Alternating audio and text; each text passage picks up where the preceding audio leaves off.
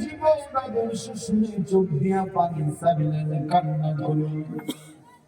ওই দিন নবীর দৃশ্য থেকে ফেরেশতারা উঠেছিল, আপনাদের নবীরে দেখেন নাই, নবীর দেশেও জন্মগ্রহণ হয় নাই।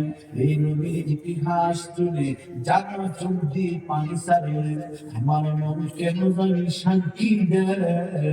কিয়ামতের ময়দানে আমার নবী বলবেন, কইরে আমার গুনাহগার উম্মত কই?